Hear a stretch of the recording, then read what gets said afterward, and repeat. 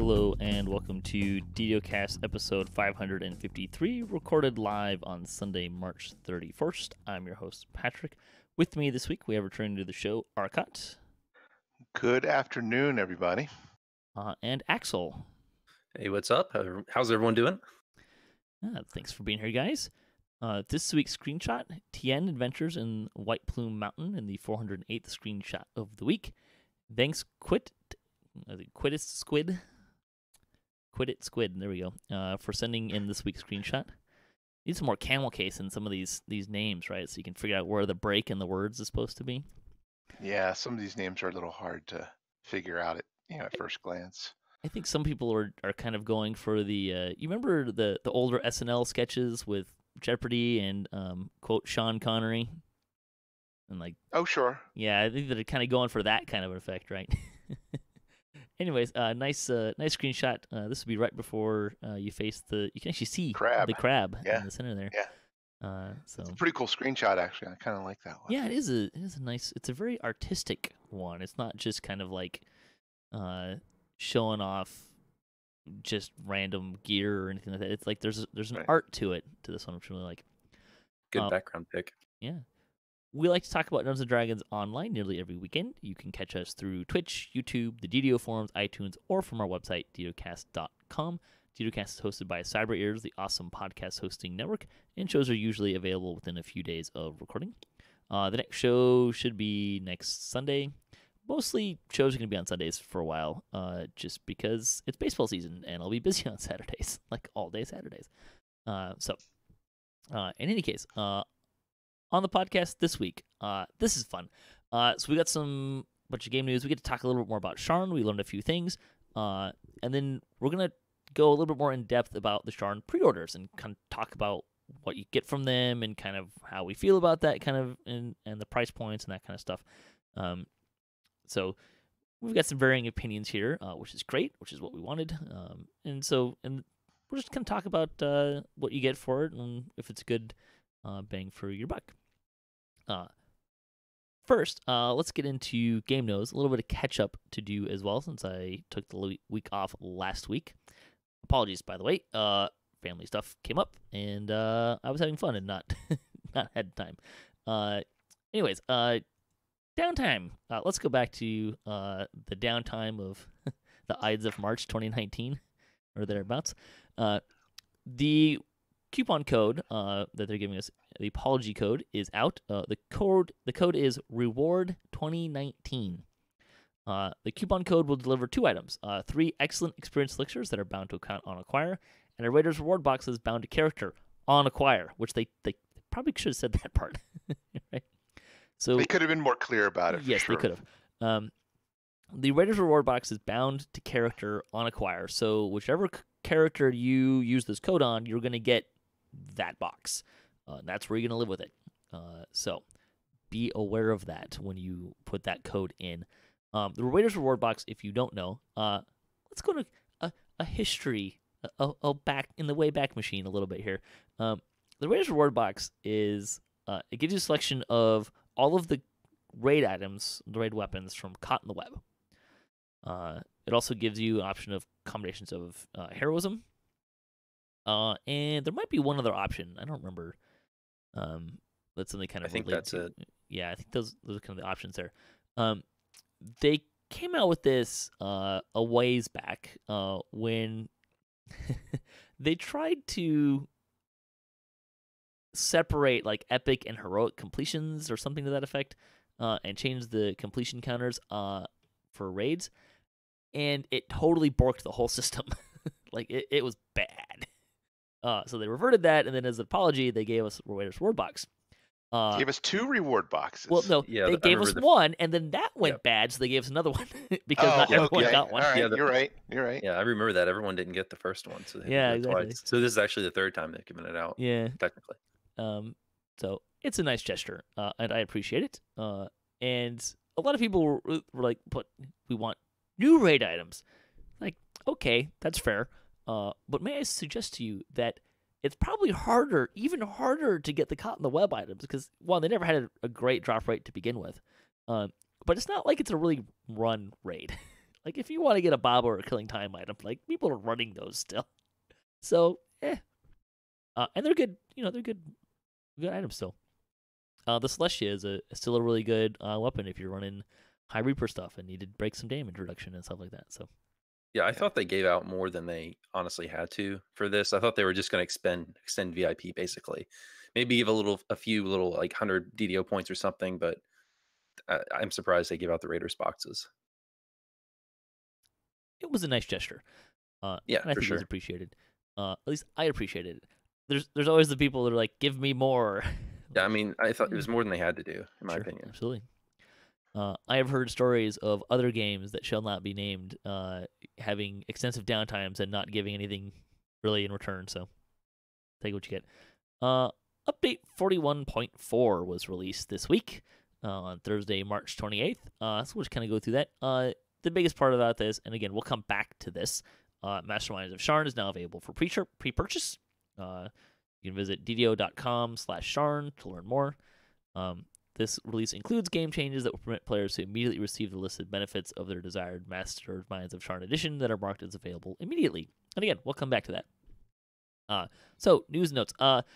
Arcane Archer's Arrow of Slaying now properly requires 12 character levels. That's a bit That of a was shame. probably when it's been around for a long time. Yeah, I'm trying to think. I didn't want to do the math, but you could get that, like maybe level 8? Because you still needed to get like 30 some odd. Yeah, you still need to get a bunch of Yeah. action points or But whatever. yeah. Knight's Training's text has been updated for clarity. That feat, I want to stop a moment. That feat has been quite a bit more popular than I expected. Probably mostly due to it's not. Is it Soul Razor? Is that the longsword version? Yes. Black Razor's the greatsword version, right? Yep. So that's been a really popular feat. I've seen a lot of people taking that. If you don't know what it does, it raises the critical or changes the critical profile of a couple of weapons to kind of match similar weapons. So it gives a longsword the critical profile essentially of a Kopesh. It increases maces. Does it do warhammers and maces or just maces? I don't remember. It does warhammers as well. Yeah. So it gives some crit multipliers blunts, and then it increases the critical profile of battle axe. Again, just kind of increasing the makes it match the Kopesh essentially. So it's been a pretty popular feat. Let's see. Frolic from the Spellspringer tree now more reliably protects from crowd control effects. Cleric domains now have more accurate and flavorful tooltips. I feel like we could use more flavorful tooltips just in general, right? Especially in weapons. Flavor text. More personality is always good. Yes. For sure. Let's see. Racial completionist has been removed from those who have it due to the arrival of Tiefling. Hence you may have noticed this weekend a wave of reincarnations happen. This would be why. Tiefling is out. Again, we'll talk more about that. Bardic Fascinate no longer hits static objects. An interesting note. I'm guessing that you probably can. A good thing. Yeah, I'm going to guess that your Fascinate only gets a certain number of things, and if they're getting, a pile of rocks or something, then that's one less monster you can Fascinate. So it's probably a good thing to fix. I have never noticed Fascinate to have a limit on what it can affect. Okay, well, maybe it doesn't, but that's the only thing I could think of.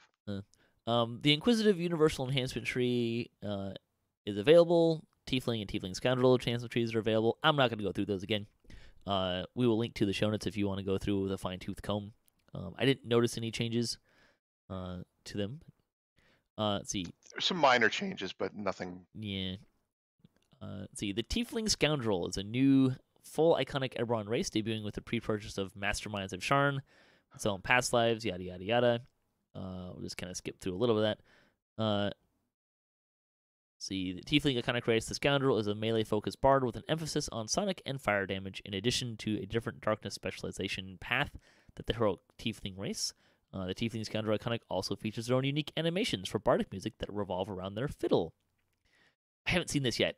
I really kind of want to. Neither have I. The ability, it gets +2 to charisma. Interesting. It's just straight +2. There's no minus or anything. It's just +2. That's pretty fun. They get Infernal Ancestry, which is fire resistance equal to your character level, +2 balance skill, as well as +2 to saves versus spells, and a +2 to hit and damage against lawful outsiders and good outsiders, and you are immune to fear.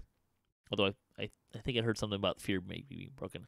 Immune to fear is actually really helpful. I think one of the most underrated racial enhancement points is the bold, the one that reduces fear down to like 12 or 6 seconds, something like, or maybe even maybe the upper tier makes you immune to fear. I think, but that's really, considering fear can last like a minute, it's really good. They get Fiendish Arpeggio. It's a spell-like ability to enchant your fiddle to cast the spell, dealing 2d4 fire damage, +1 fire damage per 2 cast levels, up to +10. Damage repeats itself for every 2 seconds for 12 seconds. Doesn't appear to stack, but there you go. For past lives, the passive is +1 reflex save, which is pretty good. And then their toggle is gain 10, 20, or 30% enhancement bonus to movement speed, which does not stack with striding speed items or haste. Still, it could be pretty nice. Let's see. Tiefling scoundrels begin with 1 level of Bard in a Sharn prison. For now, they're sent out to Stormreach after leaving the prison. It says this may not always be the case. I would expect this not to be the case once Sharn comes out. Yeah, you think they would show up probably in Sharn. Yeah. Probably, since they're showing up in a Sharn prison. Interesting, Yeah. a Sharn prison, that's a little sketchy. Apparently your character has some back history. Let's see. And of course, there's also the, oh no, that comes later. Sorry. Items. Several item-based enhancement effects now disappear on logout since you get a new copy when you log in anyways. Legendary Greensteel Ashes debuff now properly stacks on targets. I believe that's a penalty to PRR or MRR or MRR. I think that's what it is. Or no, that's I don't remember. Let's see. The Astral Projector now reports its collision more reliably at any range. Void, Endless Cold Arrows, Frozen Terror is now minimal of 28. That's so you can use it. Well, there you go. That's a good thing right there. Yes. That's a raid item from Baba's Hut. And the reason why they changed that is so with the change to the whole raid loot revamp and tiering pass, they lowered the level of that raid item to 28. But the clicky on it was create a reusable or returning arrow, and that was minimum level 29 still. Oops. So you got to use the bow, but you couldn't use the arrow. So. Right. kind of a funny little one there. So. Let's see. Other stuff. Barovian Mist R is now bound to account and is no longer single use. Yay. So you only need to keep 1. The capacity of augment bags has been increased. So small, and medium augment bags got 5 more slots. Large got 10 more slots. Huge got 20 more slots. The Gargantuan got 25. And colossal augment bags went up to 350. Yay. That was great timing because mine just filled up. I had a huge one. It just filled up last week. So perfect. Yeah, I've been sticking them all in my. I hadn't actually run out of crafting bank storage yet. But that was part of that though is because occasionally I've got a bag or two that I keep some stuff in on the side. I keep some of the lesser used ingredient stuff that you get from House Cannith and some like the ones you pick up in. I also the Madness one that's in the harbor, the newspaper storyline one, which I can never something Madness. I keep a bunch of stuff. Oh, and the discs from Inspired Quarter, which like stack in a bag, but don't in your but not in your inventory. Not in the inventory or the crafting storage. Yeah. Yeah, same like filigrees. Yeah, filigrees do the same thing, which is a bit unfortunate, but there you go. Let's see. Moving right along. Null combat sounds have been redone. Enjoy the laughter. That's a little concerning. I haven't seen that yet. I'll have to go check that out. I haven't been out in the desert fair recently, so okay, sure. I mean, there's other places that do that. By the way, the Ash debuff is attacks and offensive spells have 50% chance to reduce enemy MRR and universal spell power. There you go. The Doom Spheres now look and act like Doom Spheres again. Oh boy. Amber Temple. Let's talk about Amber Temple and go down a bit of a rabbit trail, shall we? Amber Temple now has more monsters on Elite and Reaper difficulties. Let's just say this is not a popular change. No, it's not. and but here, I never got on the Reaper train, when they were doing the extra Reaper experience weekend, I don't know, a few weeks ago, and I never got on that, and that didn't really concern me. What concerns me is the increasing the monsters on the Elite difficulty, because that means now it's pretty much going to be almost impossible for a lot of people who can do Elite difficulty normally. My guess is they just overemphasize or they overdid the number of monsters on Elite, and which means the same thing for Reaper. They overdid it for Reaper as well. So yeah, they punished the Elite players by overdoing the Reaper version. Yeah, I have not had a chance to run it myself. This is not how I wanted them to fix the problem, for sure. And I think a lot of people have been saying on the forums that this change really hits people that weren't doing the problem. Right. The issue here is it was more time effective to just run Amber Temple on Reaper 10 to get Reaper XP as opposed to running different quests. Particularly once you'd already run those other quests, and especially when you start talking about bonus weekends and stuff like that. I have long people in my guild know that I have long had an issue with this. Like I don't think that's the intended design is not for people to spend the entire weekend in one quest. That's not good. So I agree with that. This fix does not, I think, actually fix the underlying issue. It just makes the quest a lot harder, which impacts everybody, not like the people that are kind of exploiting this loophole. I, for one, would much rather them see them change how at least Reaper XP works so that the repetition penalty scales down to you get 0% Reaper XP, which it doesn't currently do. I think it stops at 80% on repetition. Right. I think that's the issue. The other reason why I think that's a better change is because then if this comes up again and people find another quest that they can just run over and over and over again, you fix that problem change for they don't have to make later. Exactly. You fix all of the repetition problem. Yeah. And the reason why the repetition isn't as big of an issue with Reaper is because the resolution's so small. So yeah. That's what I agree. That would have been a much better and more elegant solution, frankly. Yeah. And then, if people want to go every couple of days, run the thing down to 0%, fine, whatever. It's not breaking the bank, I don't think, so. All right. Let's moving along there. Unless you want to say something there, Axel. No, I I'm not actually too familiar with that, so the exploit, whatever that is. I just ran it normally, so I don't. I wouldn't call it an exploit. I would call it a loophole.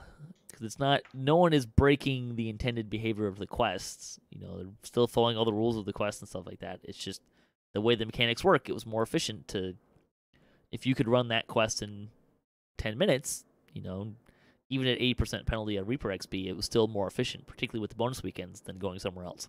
So. Sure. All right, let's go to hybrid things. Tiefling is a new full race arriving at the pre-purchase of Masterminds of Sharn. Yada, yada, yada. Tiefling race itself is heavily focused on spell casting, and both the base race and the iconic revolve around playing with darkness. Both the heroic Tiefling and iconic Tiefling scoundrel can conjure darkness at will, as they specialize how their darkness affects them will splinter. Tieflings working together will be able to use each other's darkness during fights. It's kind of fun. Again, base trait, they get +2 charisma, no penalties. Yeehaw. Are there other races that actually end up with a net positive? Yes, the Asomar get +2 to wisdom, right, and no negatives. So this kind of tracks with that, I guess. Yeah. See, you get again, you get the fire resistance, balance, saves, immune to fear. The past lives for this are +1 to spellcraft, +1 to charisma, and +1 racial action point.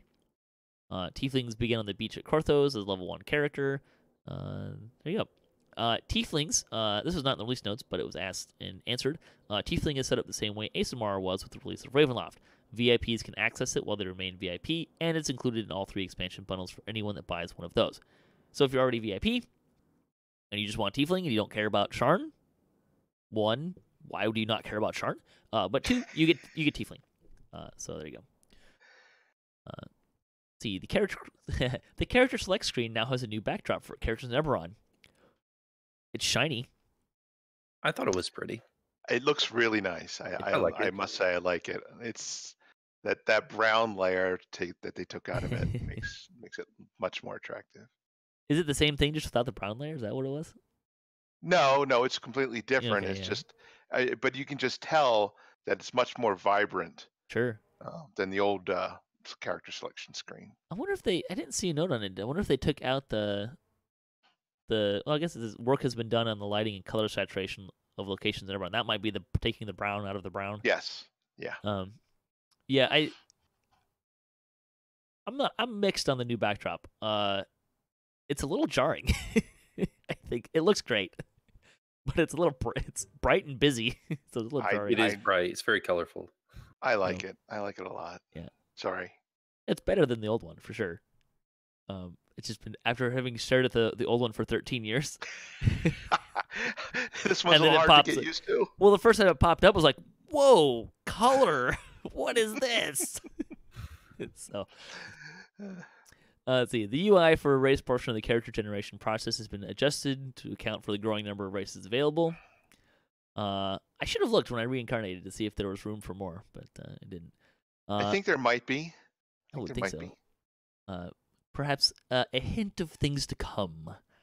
A strange new ship in the harbor is docked. Too bad there's anyone aboard yet to take adventures where they haven't been before. That's going to Sharn. Doi. The fields for alignment and gender have been pushed farther right on the character sheet, allowing longer race iconic names to appear without being cut off. Cool. Although I think I'd kind of just prefer that they just kind of redid the character sheet. Like, even if they did, like, character sheet and, like, made more tabs for more different information, that would be nice. That would have been all right. Yeah. I wish they could do something about all the fields that will have to have your mouse like covered over for them to pop out. That's what I mean. Like if you did additional like tabs, like that would be a way to do it, right? Anyways, we can help. Let's see. Sharn pre-purchase and FAQ. We'll go over the kind of some of the basic information, and again, we're gonna come back to this more in depth. Basically, at kind of a high level, same price points as Ravenloft. So it's there's a standard edition, a collector's edition, and an ultimate edition. The standard is $40. Collector's is $80, and the ultimate edition is $130. I'm pretty sure that was the same price points as Ravenloft. Yeah, it was. Yeah. And we'll go through more of the stuff in a little bit. But what you're getting is more or less the same kind of stuff. See, it seems like they've got a formula now for expansions. We'll offer, these. Maybe these are the kinds of things that will be in each particular pack, or rather, each particular bundle, and they'll customize as necessary. Yeah, it seems like Ravenloft did really well, so they're just sticking to the same formula, which I completely don't blame them at all. Nope. Even when you look at the scope of the content, it looks fairly similar to what we got with Ravenloft. Let's see some stuff they talked about. City of Sharn is adventure in the vast city of soaring towers and flying sky coaches.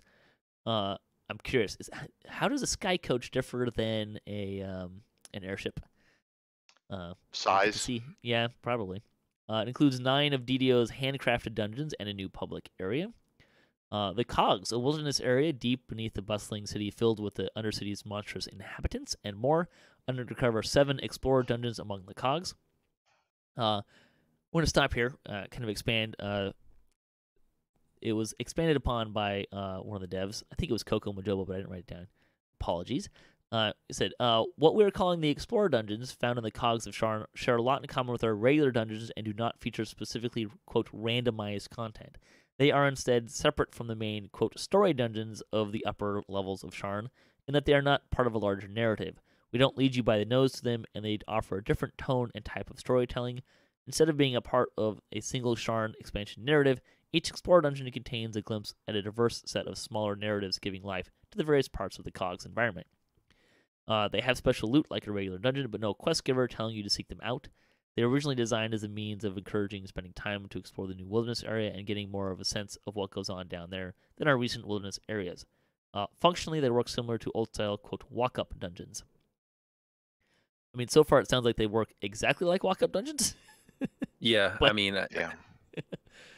from their wording in previous posts, it sounded like there was gonna be something different in terms of design, like some kind of explorer thing Mhm. inside it, kind of like you see in Temple of Elemental Evil. I don't know if that's true, but that's kind of the vibe I got. But they might just be normal walk-up dungeons, like you Is it- see in Giant Hold or something. Yeah. Yeah, exactly. I thought that they were going to same definitely walk-ups, but I thought that the locations might have been randomized and down in the cog so that not everybody knows the direction to get to Maze of Madness. They have to you got to Ooh. explore around and you have to find it. Well, kinda I thing. technically, kinda they hope didn't they say do that wasn't. Or they just said that they do not feature specifically randomized content. They could be in randomized Yeah. places still. That would be cool. That would be cool, actually. Would it though? Like if you wanted to find a quest and you had to search for 20 minutes. Yeah. I'm just asking I the kinda Yes, question. I think it would be cool. I think it would be That's cool. fair. That's fair. Yeah, I think it would be cool if there was a compromise where they weren't randomized, but at the same time there was no teleport option. Because one of the things I didn't like about Ravenloft, I thought they could have done better, is they made this great adventure area and then they gave us really no reason to go through it. Like if there was Sure. if we had the quest, we actually had to run to it. I think that Mhm. would be really cool. I mean, some people don't like that; they like to just teleport. But at the same time, if you have a wilderness area, you need to have a reason to actually run through it. I mean, it depends a lot on how you design it, right? Because when you're talking about running to a quest in an explorer area the size of the ones that are in Reaver's Refuge, I mean, those are tiny. That's easy. If you're talking Right. about having to run across Ravenloft, that place is huge. True. So if you had to, I mean, it takes 30 minutes just to run to a quest. Like Well, that yeah, would and just they could do completely stunt that content. Yeah, well, they could do something like Giant Hold where you can teleport to parts of the Sure. adventure area, but not directly to the quest. Maybe do a Or- compromise. I don't know. Yeah, I don't think that would work very well for Ravenloft because you're building a world that already exists, right? So like they good have point. a map of the area of Ravenloft, so that there's some lore and probably restrictions that mean they couldn't do that. I thought the way that they did Ravenloft was fine. If the area is a small, like there's smaller sections of the cogs that you go in to look for these dungeons, that's one thing. If you're talking about like a big explorer area, man, I hope they're not randomized. 'Cause that if you imagine trying to find 7 quests in an area the size of Ravenloft and they're randomized, whew, Yeah. whew, please no. Please Well, no. it doesn't have to be run to quests, but I just want to see Yeah. something to where there's more reason to actually engage in the adventure area. And I think that's what it they're could going be for. like, okay, I hope so. Yeah. Like I think that's kind of what they're talking about. Like they function the way they're talking about this function, right? Like there's no quest giver. They're originally designed as a means of encouraging spending time to explore the new wilderness area. Great. So it sounds good. And hey, another wilderness area, which I'm sure the Slayer Potion TRs will greatly love. They're really efficient. You get a lot of groups. So, let's see. They are not required for flagging. So we're talking about 16 quests. Ravenloft had 12. That's right. 3 sets of 4. Yep. Correct. Yep. So we've got more dungeons this time. That's great. Only 9 of which apparently are going to be required for flagging. Even better. So a little bit easier maybe in terms of content and flagging and stuff like that. For those that are interested in raiding. We are getting 2 raids. One with the release and then one later. We kind of sort of hope that they don't do what they did with Baba and like here's the raid, doesn't require flagging. I think I a little thought that weird. was their intention, though. I thought that the first quest was going to be, that came with it would be the one where you had to flag for, and that the second one would come later, and you wouldn't have to flag for it. That was my distinct impression. I mean, but from a But I story could be wrong. standpoint, it's weird, right? It is. It is. So And when arguably the Baba raid should happen in a story wise before, what happened with Strahd, I think. I assume it has to do with flag. Like once people are already flagged, they couldn't just like mark them as flagged without having to make them rerun everything. So that I assume Right. that's why. And I'm kind of expecting a similar thing, which is unfortunate.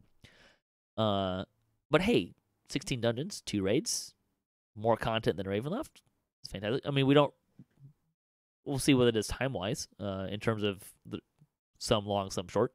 Although Ravenloft, I think, had a pretty good balance of length of quests. Mm-hmm. Although, to be honest, the longer ones, once you learn the path of like the castle and Amber Temple, you could run those a lot faster. So, Sure. or you could have run Amber Temple. Sorry.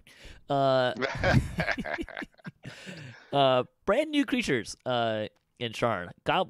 Such as goblins, Odiugs. I'm excited about that one. That'll be fun. I've always enjoyed seeing how they interpret these monsters. Shield Guardians, Fire Beetles, and more. Shield Guardians, that's interesting. I mean, they're essentially a golem that can cast a spell. So we'll see. I'm interested to see how they interpret those as well. You can see them now from the hirelings Right. that are out. I haven't. They look pulled really mine out good. yet. They look really similar to the 5th edition book. Oh yeah, cool. Yeah, almost like they did a really good job. I agree with Axel. They really did do a good job in how they look. I was messing around with them last night, and they do look very nice. I saw someone saying that the level 15 version was doing decently in epics, which is impressive. So Yeah, I saw that comment too. The level 15 version's a bit shorter than the oh, is it? than the level 30 version. Yeah, That's nice. yeah. But yeah, Is that true of the in scarecrows? fact, the scarecrows are still much smaller than the shield guardians. So Right, but I are think the two but I think both- levels different sizes? Right, no, I don't think so. I think they're basically the same size. But these ones, what's his name?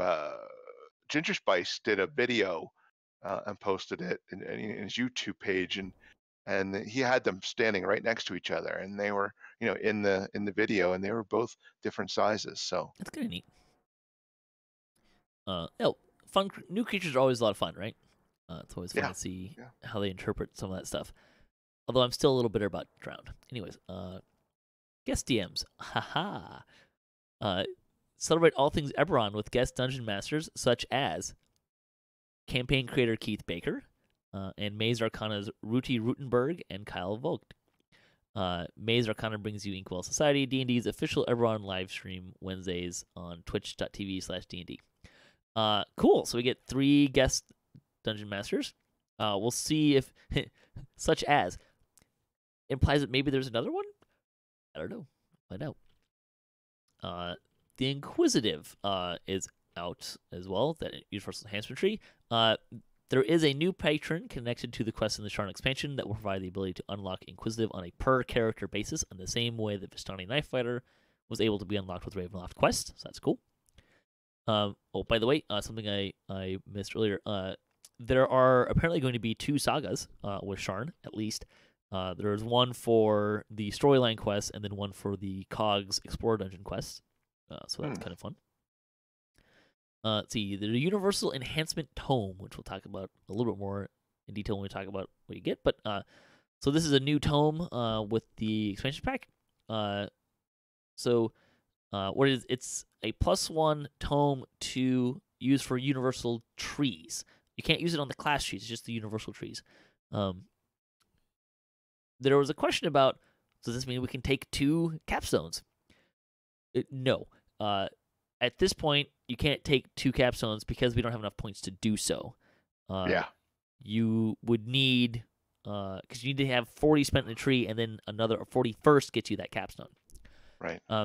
Steelsar said, in a hypothetical future where you had enough points to do so, that may or may not change. We do not have an answer to the question at this time.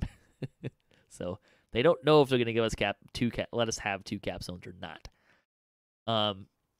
If I was a guessing person, I would say they won't let us do that. Yeah. But you know what? But you could have some pretty interesting combinations though of There's capstones. a lot of power in capstones. Sounds like a balance nightmare to me. Yeah, I think you have a balance certain problem.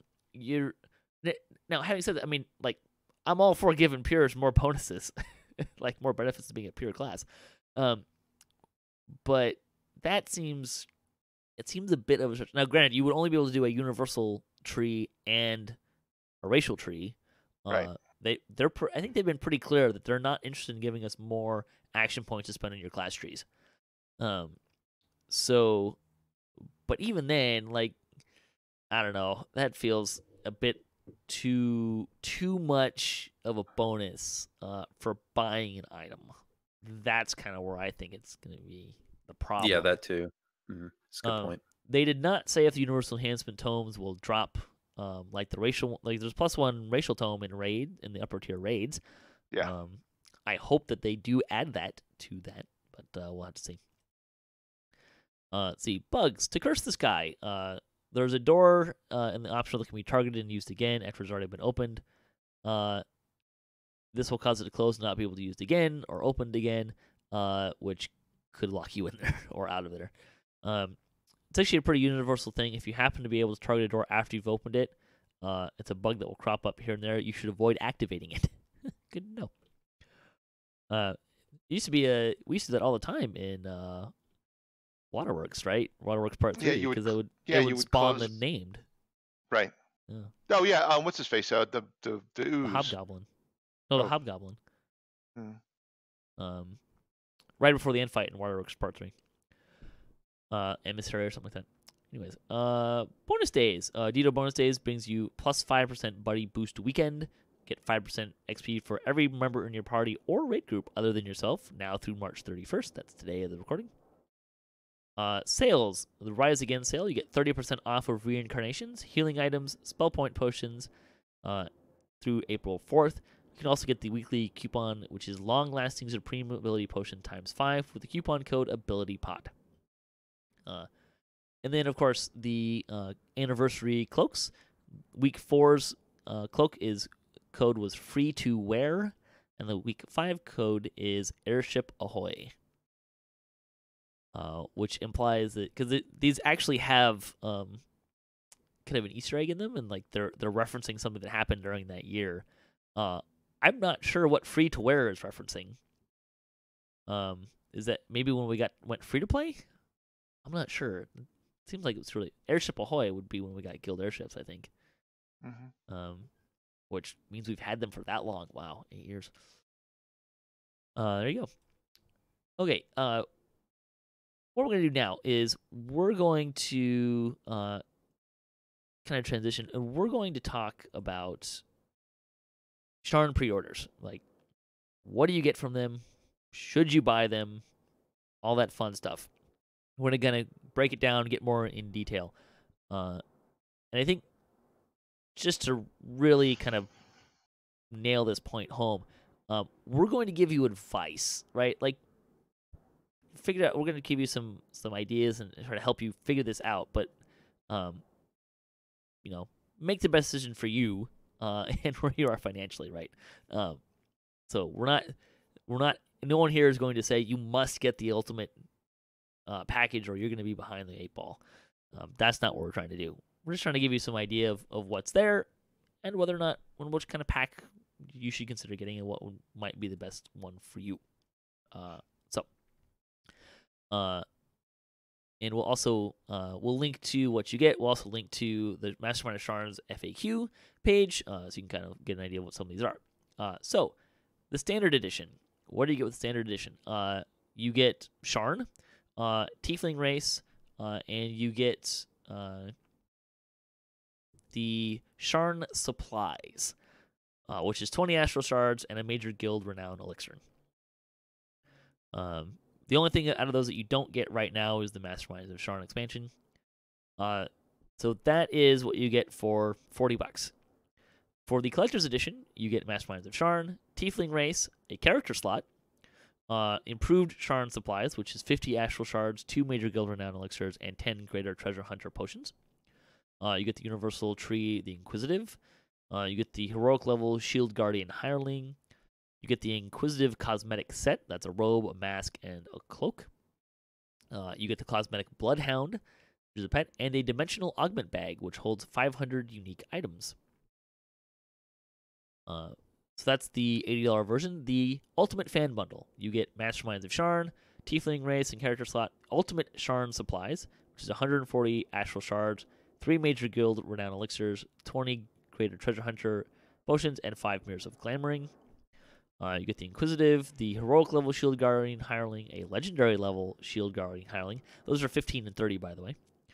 The Inquisitive Cosmetic Set, the Bloodhound, a High Society Cosmetic Set, a Warforged Peacock Cosmetic Pet, the Iconic Hero Scoundrel, a Dimensional Augment Bag, the Weapon Aura Forge Wraith, which I assume will work exactly like the Ravenloft one, which is many times you want to use it, and a Universal Enhancement Point Tome for every character, and a boarding pass teleport to Sharn.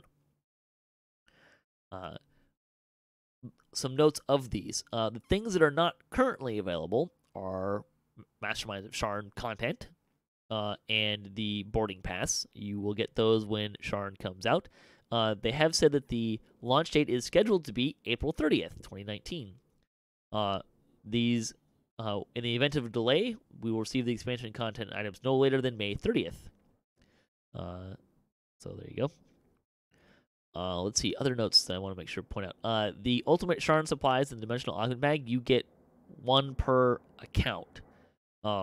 These are, the items in them are bound to account, but you can only put them on 1 server, so keep that in mind. Let's see, anything else we need to kind of mention? Actually, I will say, when you redeem your code, stuff doesn't just pop into your inventory. You have to log out and log back in for a lot of it to populate. So be aware of that. I know a couple people were freaking out a little bit about that. Yeah. Yeah, the same thing happened to me. You have to log I think out and some log people back had to in. log out a couple times. What I did is I submitted the code, and then I kind of tooled around for a little while, and then I logged out and logged in and got everything. Yeah, that's what happened to me. So, there you go.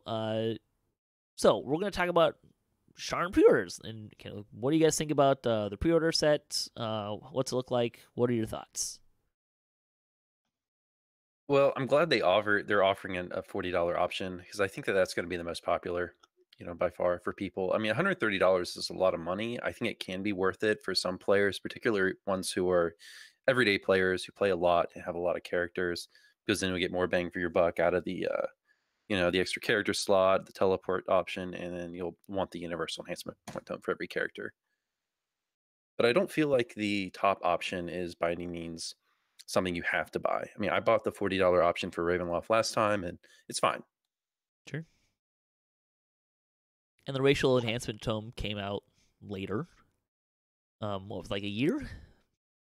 Maybe a year? Something like that. So I would expect actually they already gave us, let me give you a little more information here too before we get too far in there. Masterminds of Sharn expansion will be purchasable in September 2019 for points in the DDO store. So you can get the Tiefling, which will be $1,600 or $1,595. Masterminds of Sharn expansion content will be $24.95. The Tiefling Scoundrel Iconic will be $13.95. The Universal Tome will be $34.95, and an extra dimensional bag, 1 per. That's weird. The dimensional bag will be $15.95. It says 1 per account. Like, I feel like there may have been a copy paste error there. I assume if you can buy them, you can buy more than 1 per account, but you could presumably buy them on other servers. Sure. But Sure. So there's some price points in that regard. Also, they are planning on, just like Ravenloft, you can buy these later, buy these packs later. However, you can't buy the extra stuff with points, right? You can just buy the content with points. You can't buy these packs with points. You can only buy them with dollars, so Right. or pounds or whatever you're paying with. So like the cosmetics, you have to get those with a pack, with Correct. a bundle. Yeah, this is one thing they didn't do this time. They did last time. Last time for Ravenloft, they pointed out specifically that the cosmetics were exclusive. This time they didn't say that, and they just kind of had a general statement that some things will not be available in the store, but they didn't say what. So maybe there's the window is open for possibly the cosmetics to go into the store. Although I feel like they won't do that. Probably and not. they just decide not to be overly specific this time for whatever reason. Or maybe they just forgot to. I don't know. I think they forgot. I think they just forgot. Uh, they were all, they were starting to write things, and then but the results wasn't written in stone yet, so they just were being generic in how they would announce things, and I think you're right, Axel. I think they just failed to say which things were, or forgot to say which things are not going to be available in the store. Well, presumably things that we could extrapolate from Ravenloft, the cosmetics and the pets. Sure, the pets, the cosmetics, right? Yep. Right. So if you don't mind, and this is coming out in, let's say May, right? Because April 30th is basically May. So, May, June, July, August, September. If you want to wait 5 months, 4 to 5 months, you can buy all this content with points. I have seen some people say that, if you want to get loot, get in there fast I mean, people are still running Ravenloft a lot. It's been out for a while. And I would even say that it's probably easier to get the loot out of Ravenloft if you're running with people rerunning that content because they don't need it. A lot of people They don't already need have that. it. That's Yeah. right, and they just roll it off or pass it on. Yeah. So, it's going to be the hot topic for a while, for sure. And if you don't have it, yes, you will miss out on some people running it. But I wouldn't worry too much especially if you don't play a lot. I wouldn't worry too much if you want to wait for it to come out. 2,500 points for, I mean, 2,500 points for an explorer, at least one explorer area, plus 16 quests and 2 raids. That's still a really good deal. So. Yeah, I mean, the only way you're really saving money is if you just don't want Tiefling and you only want the content. Because I think they said it's going to be 2,500 DDO points or something. So if you do one Sharn point per dollar or DDO point per dollar, it's about $25. So maybe say $15, but then you have to wait 6 months, and I don't think that's worth it. Sure. Yeah, if you want to go for 1 point as a cent, if you're just talking about Tiefling and Masterminds content, you're looking at 4,100 points just to buy those 2 things, which you get with the standard edition. Yes, we know that you can get points cheaper than 1 cent per point, but it's the math is easier. The math is easier for us, Well, most people in practice too. I don't think. Yeah, I mean, buy the 10,000, 11,000 points or whatever in one drop. They'll buy just a little bit here and there. Sure. As someone who is not huge on cosmetics, and in all honesty, I think the cosmetic outfits for this, I think the Ravenloft ones look a lot better than these ones. These ones are okay, but I'm not a huge fan of them. Yeah, the Inquisitive one is not. I'm not impressed by the Inquisitive one. I think I like at all. the outfit better than I like the High Society outfit. I'm kind of on the fence, but even then, the Ravenloft ones I think are a lot sharper. Well, I like them better. I kind of like the gas mask thing on the Inquisitive, but yeah, as far as the cosmetics goes, I'm not. They're okay. The pets are really well done though. The pets are great. The peacock is incredible. Yeah, they did a really good job with the peacock. Does anyone else have the sense that the Bloodhound doesn't quite fit? Yes. Especially with the saddle or what looks like a saddle on it. I thought it was a bag. I don't know what it is, but it just it reminded me of a saddle. I mean, at least they made the black cat kind of works, right? It sort of fits in, but it's still it's Ravenloft, sure. Yeah. the Bloodhound dog feels a little anachronistic. It doesn't fit for me very well into the world of DDO. So, that's the thing, right? Like, cosmetics there's a lot of people that don't really care about cosmetics, and I'm kind of one of them. I've gotten a little bit more into it over time, but if you take out the cosmetics, right, the ultimate fan bundle, is it worth it? Is it not? I mean, you do get a lot of potions, 20 greater treasure hunter elixirs. It's nothing to scoff at. I saw a lot of people saying they wish they were the discovery potions. Sure. Yeah, the greater discovery elixirs. If they had swapped out the treasure hunter elixirs for the discovery elixirs, I guarantee you, a lot more people would have bought the $130, the Ultimate Fan Bundle. They would have sold a ton of those. I bet you a lot of people are still going to buy an Ultimate Fan Bundle. There's a lot of people that love cosmetics. Again, I'm not really a big cosmetic guy, and I would say that these cosmetics are not as... The Peacock is a bit... Like, the pets, I think, are better. The outfits, not so much. But, I mean, you're getting a race, which we got... That was what we had for Ravenloft, right? Because that's when Aethermar came out. Right. The character slot, a universal tree, and from what I'm seeing, people are thinking Inquisitive is going to be a pretty powerful tree. Again, iconic hero, 2 hirelings.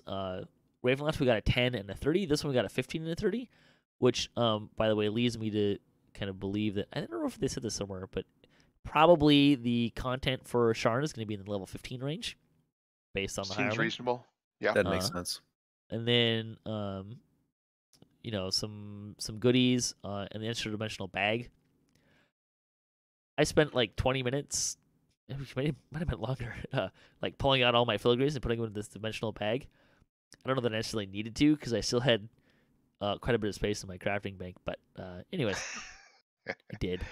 I had a 300, my colossal filigree bag. I pulled out, and it was full. There was 300. Sure. I pulled them all out and put them into the new bag, and that took a long time to do. I'm sure it did. So I'm so glad I got it done. I at least didn't have to click an extra button. Right? I pulling them out of the crafting bank. They just kind of put them in. But yeah, there's a lot of them. I searched by colon, like put in a colon and to find all the filigrees, and it was like 30 some odd pages. I'm like, oh, there's so many filigree in the game. A while. Can so we? Many. You need like an extract. Like it'd be great, Dad, if you're listening in the storage bank, particularly the crafting one, right? If I could like search for something and then have an extract all button based on that search. That would be wonderful. I'm sure there would be some crowding of inventory space problems, but sure. Anyways, I will say too. The other thing that I noticed out of this, the hirelings are great. Like, if you don't have any of the previous hirelings, I would say the Ultimate Fan Bundle will probably have more value for you because these hirelings are actually really useful. They're a good level range. They're, they can fill in an empty slot. They're pretty durable. They are pretty durable. They can reconstruct and they can blur. So. Oh, that's fun. That's useful. They can self-reconstruct, or you can use reconstruction on them. They can self-reconstruct. I believe that they can reconstruct you as well. I'm not 100% sure on that. They've got 4 spells. They can blur and displace as well. Right. That's fun. They've got 4 spells. The legendary one has reconstruct, shield, blur, displace. Yeah, those 4. And they can displace themselves. And shield themselves, but they can cast blur and reconstruct on themselves and you or somebody else. Yeah. So if you're a Warforged, or a Bladeforged, they're great to have as a healer, basically. Yeah, it's kind of fun. The other nice thing about these things is you can pull them out. Like if you're just by yourself and you want to go into one of those explorer areas, pulling out hirelings does actually increase the mob size in the explorer areas that have that variability on them. Oh, very nice. My understanding is hirelings don't increase the mob size as much as an actual player does, but they do increase things do scale based on that. So it's a new one. I hadn't heard that. Yeah, also a ton of hit points too. I think the level 31 has like 2,200 or something. Woo-hoo. They hit a lot. I will say though that like what I'd love to see them do with these hirelings is retroactively make them all bound to account and exclusive. So, I don't have to keep a set on each character. I just have a set. Right. That would be nice. Right. They did that with the cosmetics. So I'm hopeful maybe someone's listening and they'll do that with the pets too. But Can we talk about the weapon aura, the Forge Wraith weapon aura? sure. So that's actually a very, very cool weapon aura. It's kind of like a reddish lightning kind of. Ooh. It's very, very. It's very. You'll have to see it. It's very, very neat looking. And the cool thing about it is that you get one on each character. Mm-hmm. That you open up the little ticket to. So you get one of these on each character, and they're reusable. So obviously you have to create a weapon, a cosmetic version of the weapon first, and then you apply this weapon aura to the cosmetic weapon. But you can apply it as many times as you like to as many different weapon auras as you like. So it's not a one-use cosmetic.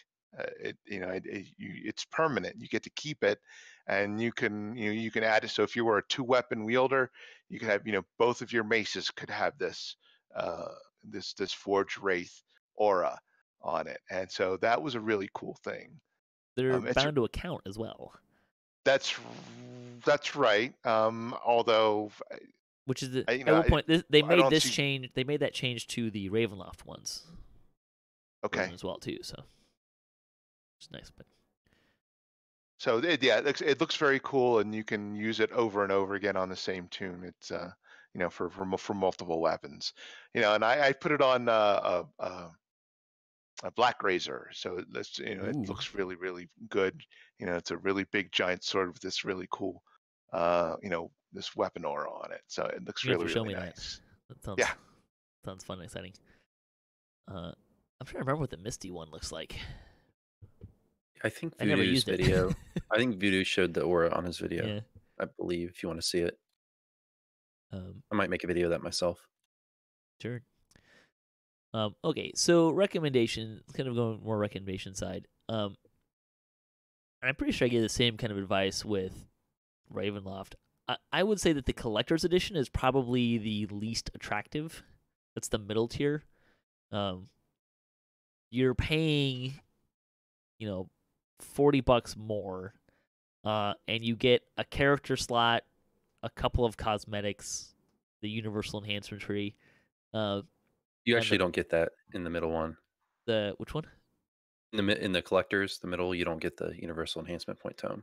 That's only in the tree. ultimate. But the tree, though. You get the Inquisitive. Oh, the tree. Okay, yeah. Gotcha. Okay, I thought you got the tomes. My bad. No problem. You can do the level 15 hireling. The problem with the level 15 hireling is you're probably not going to use it that long, right? Like, you get through those levels pretty quick.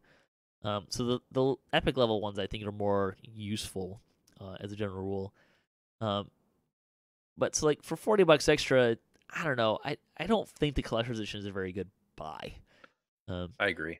I think if you're strapped for cash, if you don't have the money to buy the ultimate, the standard will do you just fine. Or if you have the money for the ultimate, and you want to get the ultimate, if you got a lot of characters, I mean, it's a universal enhancement tree point tome for every character on every server that you have, which is probably one of the, and at 3,500 points per, right? Like, you're gonna, I mean, what is it, like 10 characters, and you're already, not even that. I can do math, I'm sure. Was it like 4 characters, and you're already 4 or 5 characters. You're already essentially paying, if you're using the 1 point per dollar. You're already paying for the ultimate bundle. And the universal enhancement trees are point tomes. That's going to be a big thing. It is a small but significant power boost to characters. We saw the same thing with the racial point tomes. Yeah, I think that thing's going to be like 3,400 points or something when it goes to the store. So yeah, if you have multiple characters, if you have multiple characters and you want that in any capacity, you've got to get the ultimate. I agree, but you know what? I think that 3,500, or is it 3,495 per plus 1 tome? I think they're going to calm down on that, because that's got to be a misprint, because there's just no way that 1 tome was worth more than the expansion itself. It's true. It just doesn't. That doesn't make any bloody sense. They I don't know. They price the tomes really high though. So what's the racial tome? Anybody remember? Like if you look at the +7s, +8s, they charge a lot. But this is a +1. I'm looking up what a True. racial tome costs Yeah. right now. I don't recall what the +1 racial tome cost. Yeah. 1995 points. See, so I mean, they got to put this other one, below 2,000. You would think so. You would think that would be the same cost, right? It's a little weird that it's not. But even then, I mean, if you bring that I feel like they could down, you're still. I mean, if you're talking about the Tiefling, just by points, right? The Tiefling, the expansion, and the iconic Scoundrel, right? If you want to just boil it down to those, you're talking about what is it? 4,000? No, that's more than that. See, 16, 14, so 3,000, so 5,500 points, just for that stuff, which you can buy points. If you're gonna throw in also dimensional bag, you're up to 7,000 points. So that's already $70 worth of stuff. You're not even at that point. You're not even talking about the cosmetics.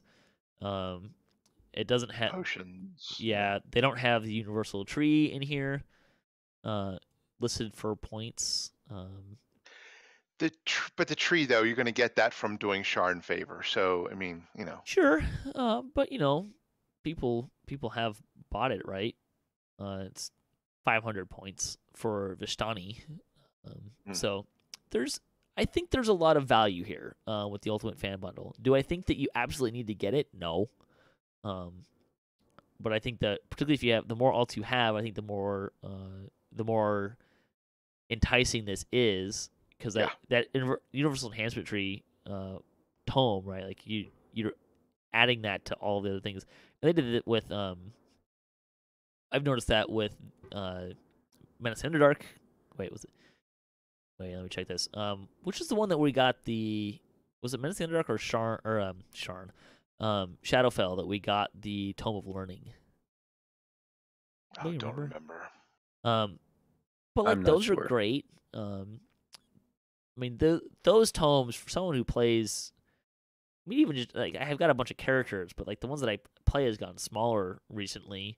But even playing 5 characters, I mean, that's still a pretty good leverage of points to dollar ratio. And it also helps. Like I rolled up a character to play with the damsels a few times, and I got all that stuff too, right? So it works out pretty well, and you want to make a new character, and it kind of exponentiates down the line. So if you thought Ravenloft was a good deal for Ultimate Fan Bundle, I would think you'd be very happy with the Ultimate Fan Bundle for Sharn. If you didn't think it was, then you're probably in the standard edition boat. So that's kind of where I land on the thing. I should say, for disclosure reasons, SSG has given me an Ultimate pack as the producer of DDOCast so that I can show videos and do stuff in there. Having said that, I would have probably bought the Ultimate Fan Bundle anyways.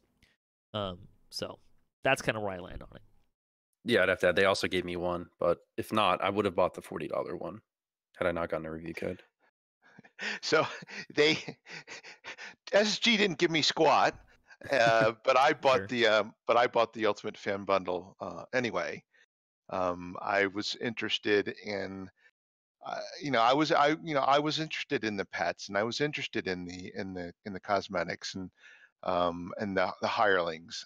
So those, I could get those, with that, with the Ultimate Fan Bundle, but I couldn't get a lot of those with the middle version, and none of it with the $40 one. So for somebody like me, it was, it would seem to be a no-brainer. Also, especially considering you get the +1 enhancement tree action point tome for every character, and I have like 18 or 19, at cap tunes characters. So that was a tremendous savings for me to buy the $130 pack or bundle, and I saved a ton on not buying those tomes individually. So Yeah. I think if you're not if someone who's looking as to what which one to buy, if you're not overly concerned with getting every little sliver of power,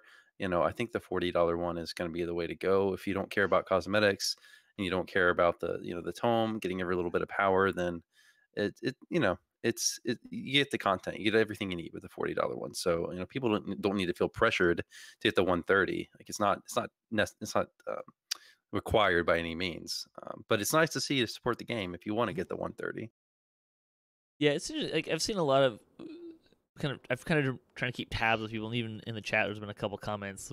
One person said it's if it had XP stones like the Men's Underdark, no question. But the Mass Slippy that says don't get the Ultimate Fan Bundle. Someone else like, it's only this much more to get the Ultimate Fan Bundle, and that's kind of where I've seen a lot of people land. Is it either like they're all in the Ultimate Fan Bundle, or either for wherever it doesn't look that interesting, I'm just gonna get the standard edition. I have not seen.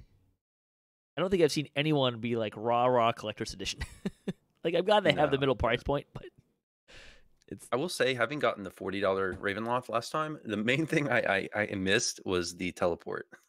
Because you have to run to the middle of House J every single time you want to go to Barovia, and that adds up. Over the year or two, that adds up to a lot of time. So that's a lot more valuable than you'd think. And we didn't talk about that little teleporting thing. I mean, you can always do the poor man's teleport /death and bind to a tavern in Barovia, but if you want to actually get there and stay alive and not have to repair your stuff, then you need that teleport. You can, by the way, take the Evening Star key and then run down to an Evening Star by the cavern. There's a Ravenloft port there too. But yeah, I hear what you're saying. Actually, the Ravenloft teleporter is really handy if you want to go to your guild ship, because you can just take that into the tavern and then go to your guild ship. It saves you a lot of time, a lot of times there. But it's a good point. We didn't really talk about that, and I will say that the teleporters are very convenient. So, anything else you guys want to say about the Sharn stuff before we kind of move on? Well, I would kind of like to talk about the tiefling, if you don't mind. Sure, Patrick. So I've got a lot of I could go on a rant, but I just if the tieflings could have been a better selling point for the expansion, I think. The iconic, which is what you get in the Ultimate Fan Bundle, I got to say I wasn't real the iconic version of it isn't particularly inspiring to me. I mean, they made it a bard, and they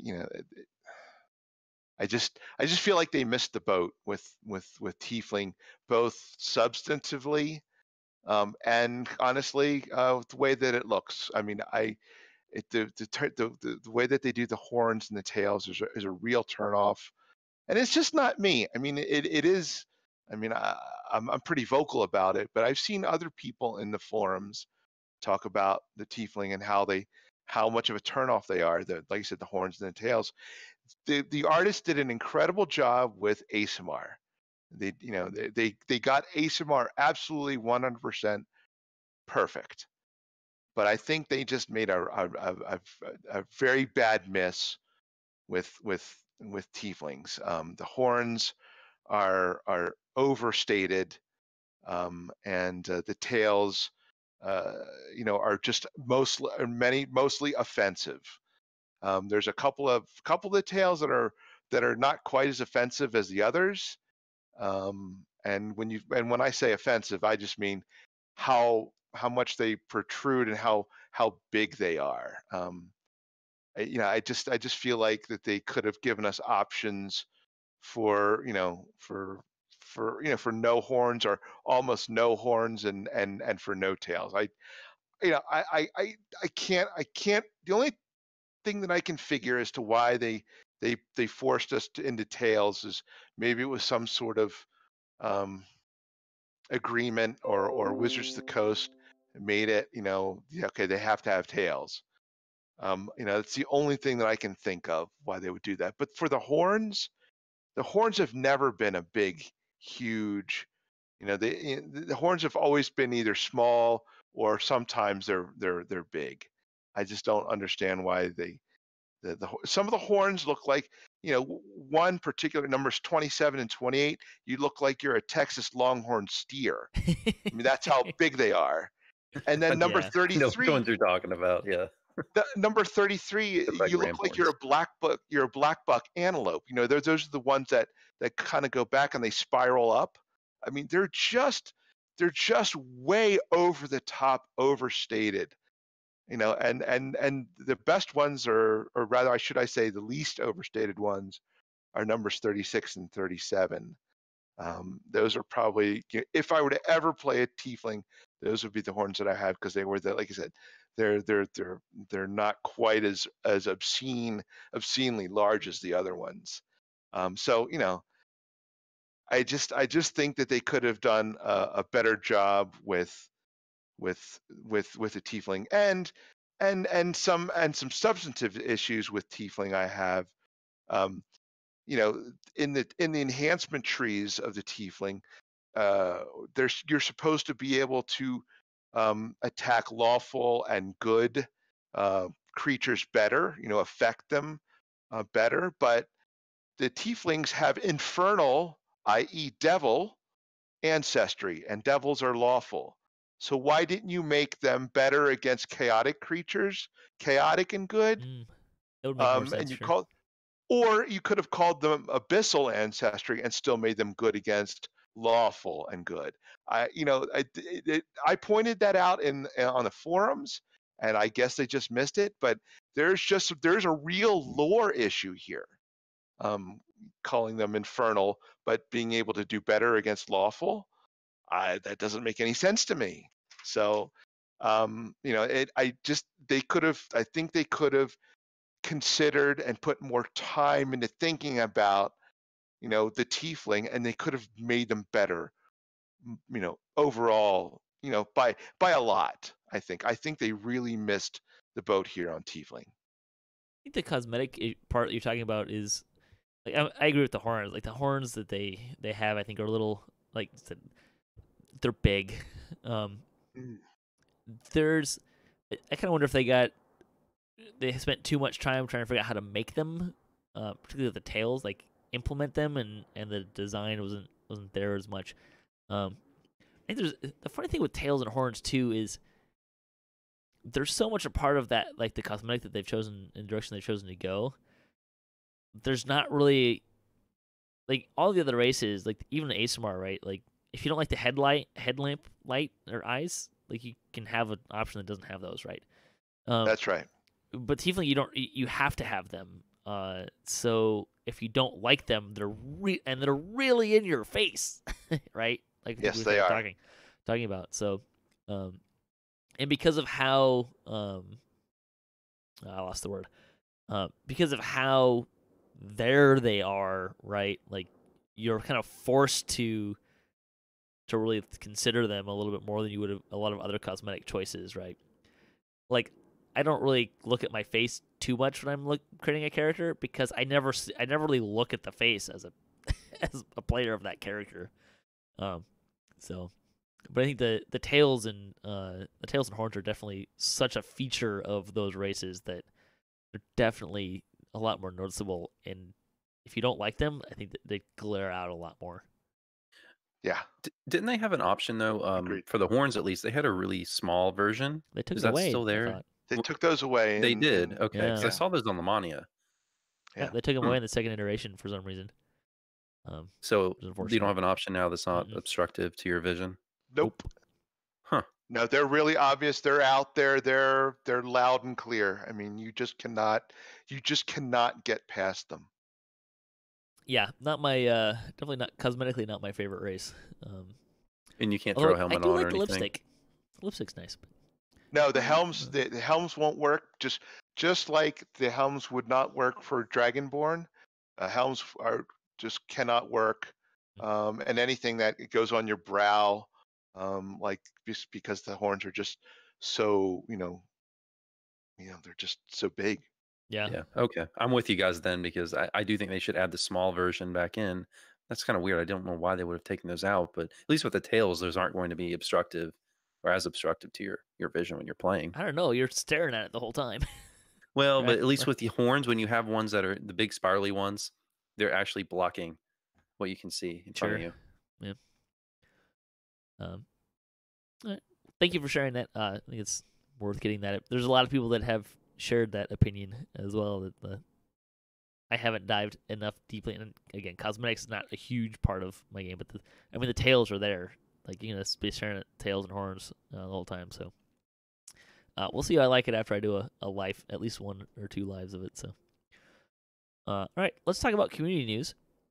The 325th Chronicle, which was from 2 weeks ago.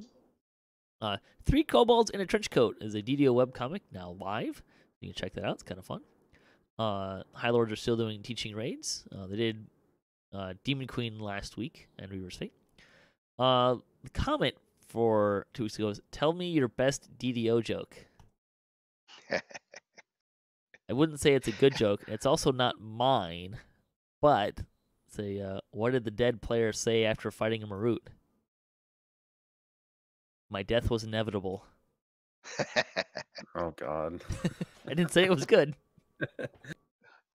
Mine was, hey, the lag went away. I thought that was a good joke. Yeah, I'm gonna have to pass. Yeah, DDO jokes are hard. There's some good D&D memes and stuff out there, but the guild for that week, Arcane Alliance, actively seeking new members, a level 137 guild on the Orion server. They're glad to welcome any new players, returning players, or veterans to the guild. They have the Kraken, airship, and all the buffs and amenities. They ask that you be respectful and courteous to your guildmates and other players. Any character that isn't active for more than 6 months will be removed. You can, of course, rejoin when you return. If you'd like to join, you can message them here or send a message to Carethiel or Falling Leaf or any officer in the game. Fan site news, we got a shout out for episode 552 where we did Ask the Devs. Again, sorry about the audio issues. I did my best. Time and stuff was not on my side. If you didn't see the message I posted, that appears to have been the beginning of me losing internet for 5 days. So, yay. See, DDO players. Hate when that happens. Yeah, it was not fun. DDO players news, episode 215. See, watch Wiked Wednesdays with DM Tolab. I think it's a new one. There's also Sorcerer's Apprentices from Return of House of Grouse. Damsels of DDO had an episode. You can read Die Hard DDO Style by Sip.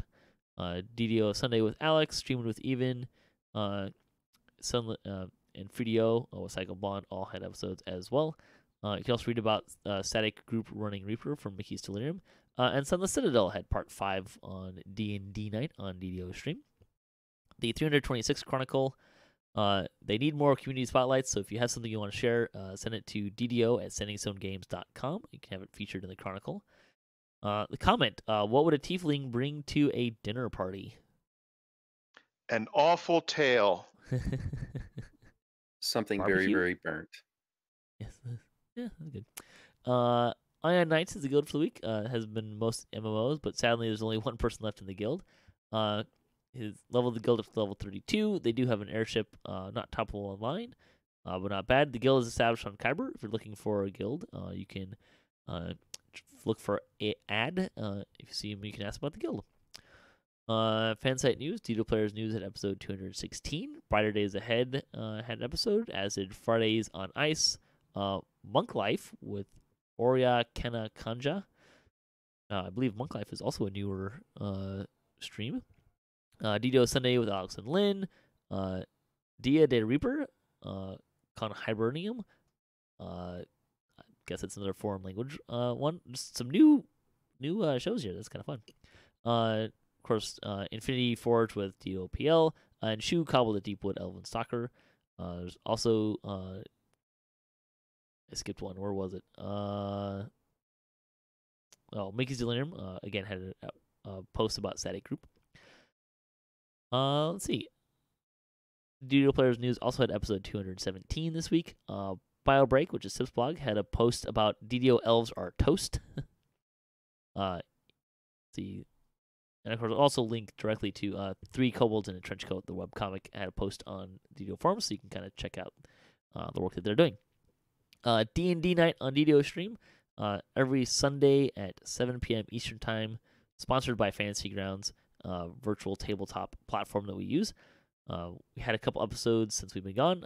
As mentioned, Sunless Citadel, and Jerry's Wizard's Book had another episode as well. And you can catch my group on the second Sunday of the month, which has been a lot of fun. And then I think the Evil Beakers group that I'm playing in will be starting up at the end of May again, looks like. DDOCast is still going. We will be taking a break probably in the next month or so. But we're still playing on Tuesdays at 5:30 p.m. Pacific time, so you can watch us play DDO and have some fun there. Covers the community news there. So we'll talk about some lightning posts. Got a couple people writing in about some stuff. Zentom Bed said that the samurai idea was interesting. This is talking about kind of our thoughts about what a new class could be. And what he was looking at was it'd be interesting to see a melee heavy armor or double-handed weapon user that can utilize ki in a different way than monks. Samurai. Yeah. I like this idea, actually. Maybe I do they have too, key moves that actually. I are think less it's cool. dependent on elemental paths and more weapons or fighting styles. Plus, we would need to see a key resource maybe used again in a class other than monk. It's a great way to do it. Yeah. That's definitely a fun idea. Best one I've heard so far, actually, in terms of a new class. No, I agree. That's a great idea. That'd be a great pick. Ron commented, says, of course, Reaper is being required. You have huge XP amounts for running Reaper. What did you expect? I disagree. Reaper is not required. And any sense of you have to run Reaper is something that is constructed by players. Having said that, there is an issue with Reaper is, you look at an LFM panel and pretty much everyone's running Reaper. Which I would say the issue there, and part of the reason why people think that you have to run Reaper, is a population problem. And a problem with there's not a large group of players that don't want to run Reaper, but also to put on LFMs. I would say that is a different issue than people feeling that they have to run than Reaper, quote, being required. Well, hang on. Let's hang on. Let's just look at that a little more closely, though. When you have people that have a lot of Reaper points, they're significantly more powerful than people who don't. Sure. So an R1, one Skull Reaper could, to those people who have all those Reaper points, could very well be much easier to run than Elite. So, Sure. you had a very questionable design choice. Or as I guess how what's his face Severlin put it, you had a kind of a very strange how did he phrase it? Glitch, I think he said. Yeah, kind of a design glitch there, and they were warned about Reaper bumping up the power curve. All sorts of players talked about it, and Smedge said that and told them that, right out, in the forums. But no, they went ahead and did it, and that's what happened. Is people are now feel like they are very forced to run Reaper with a population that finds R1 easier than Elite now. So and again, I would say that what you just said there at the end there, that's a population issue. That's not a design problem with Reaper. The design of Reaper, I don't think, makes people have to run Reaper. It gives you a benefit to run Reaper, and a larger portion of population want to run Reaper because of those benefits, which I understand. But what I'm saying is that not being able to find people that don't want to run Reaper is not a problem with Reaper design. It's a problem with the population. Well, I think the Reaper design has forced that, though, Patrick. I mean, no, if you can get more experience, we were saying the same thing with Elite by running it. We were saying the same thing about Elite before there was Reaper. About people feel like they have to run Elite. But Elite wasn't easier than hard.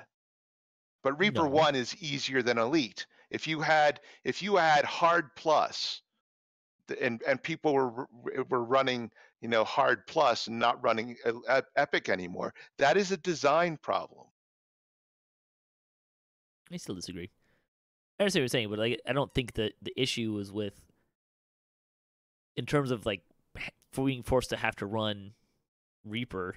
Again, I think it comes down to the population. They haven't done a good job of cultivating a population that is diverse enough for people to be able to find and run with people that don't want to run Reaper. I can't disagree with that. If they That's had what I'm if pointing the server populations were much higher, it would probably not be as much of an issue. I think you're probably right there. I don't think that people feeling like they have to run Reaper as a function of the design of Reaper. Let me phrase it: the people that don't want to run Reaper and are interested in just running on hard or normal or even elite, and aren't really interested in Reaper, like that segment of population is not a large portion of the population, because you look at population in DDO, and a lot of the players are probably people that have been playing for, like us, Yep. 13 years, that those are the people that are going to be interested in that extra challenge and those perks and that stuff. Whereas newer Sure. players coming in, there's a disconnect between those two generations, right? I agree. Yeah, like the way I've always looked at it is when they put Reaper in at the time, they had a problem with difficulty, and they had a lot of players who wanted to run something harder, and they didn't have that. And yeah, I mean, having the higher difficulties with Reaper is going to spread population out a little bit, but at the same time, if they didn't offer that higher difficulty, players might have just left instead. So yeah, and I think there was already kind of a disconnect with. I mean, they were making design choices to fulfill the goal of having challenging content, which meant people who were used to running elite content or the newer content, they couldn't run elite because it was too challenging. And I think Reaper really fixes a lot of those specific problems and disconnects. And I still see plenty of people with on my server running like Epic Elite, hard, and I also think there's an issue with players often not putting up LFMs who want to run that stuff. A lack of leader problem, a thing. I think, on the servers is a big issue that causes that problem to be more pronounced than I think it is. But yeah, people might need to just connect a little bit more, maybe on the forums or Reddit or something, and get more static groups together. I still feel like there's probably, I think there's a bunch of people that are in this population that I'm not interested in running Reaper. Hard is great for me, and that population is not a large population. Like, if I saw numbers that said that was like 5% of the population, I would not be surprised. It's probably more than that, but there's definitely, and the people that are, I think that it's easy to say that and point to that there's a lot of people that want to run Reaper or are comfortable running Reaper. Those people are also probably a lot more comfortable putting an LFM out there and forming a party and have connections, like, as opposed to newer players who are looking just to run stuff on normal and hard and that kind of stuff. So yeah, and I feel like they're starting to remedy this problem by not making elite, like not making Reaper harder, because if you've noticed since they've implemented it, I don't think they've ever made it harder yet. We're getting more, characters are getting more powerful because of new gear and such. So I think that will help remedy the problem as we go forward, because especially with Sharn coming out, there's probably gonna be a big power creep with gear and things. So it's becoming relatively easier for those players who were just wanting to run just hard and elite to make that jump to Reaper 1. yeah, I think on the surface it's better that we have more options for difficulty, because it gives you more resolution to be able to find a group that fits what you want to run, right? The fallacy there is that there's not enough people to support. There's not necessarily enough population to support all of those difficulty levels as much as those people really want. And especially you start talking about people who are playing on less prime times, it's gonna be harder for them to find a group and something like that. Like I'm not discounting. Yeah, there's definitely an issue with people being able to find groups, but I don't think that's a function of Reaper design so much as a function of population and cultivate, and not. DDO has not done a great job of cultivating new players and newer players and kind of middle of the road players as much as they have catered to the power gaming segment of the population. Mm-hmm. So yeah, for sure, population is an issue, and I would like to see something done to help players group together. Make it easier for people to group together. Amberstein also wrote in, I think Arkat was kind of right talking about this a little bit. He said, he was quoting several in where it says, the other weird thing about Reaper is because there's a tree, it becomes easier than Elite, and it's kind of a weird design glitch. And Amberstein says it isn't a design glitch. You guys did this deliberately on purpose with the full knowledge in advance that was going to be the result of your decisions. There had to be literally dozens of posts protesting the Reaper enhancement tree as something which was going to add the power creep, which would eventually make Reaper trivial. You read those posts and went ahead with the adding the Reaper tree despite those warnings. You can't call it a glitch a couple of years later. It's just trying to perform a bit of revisionist history. I think that you were kind of speaking to this a little bit, right, Arkat? Yeah, this guy says what I was trying to say. He said it much more eloquently and really makes the point that the Reaper trees, there was power. It's one thing to make things harder, but then once you go ahead and you reward and player character power, then it makes the things that was hard and now makes it easy. Sure. And, yeah, I would say that I think you can still call it a glitch, because I think, like, to say that they didn't know this was gonna, like, didn't have this knowledge, like, I don't think that's accurate. I think they understood that at a certain point, Reaper 1 becomes easier than Elite, but with what they wanted to do, they didn't have a fix for that. That's kind of right. So I think that I can understand why he's calling it a glitch, in the sense that if you want to design this harder content, this harder difficulty level, and you want to design these trees that work in this harder difficulty, there's going to be a byproduct of, at a certain point, that Reaper 1 becomes easier than Elite. And how do you fix that? I don't have an answer for that. the trees were the problem. They should not have given us more.